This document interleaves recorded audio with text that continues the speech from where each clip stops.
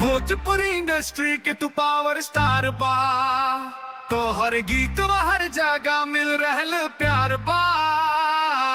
लोग कहे पावन बा के फैन बा, फिल्म के दुनिया में तू लाजवाब बा।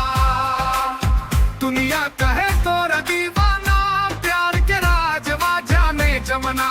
तो हर यादन में रात बिताई, सपना में आवारे सजनवा, सजनवा रे सजनवा।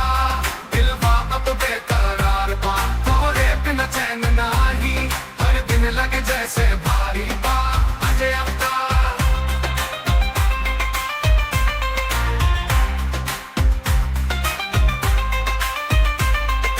नदी के लहरन से पैगाम आयल बा, जान मोरा तो से जुदाई से बार बा।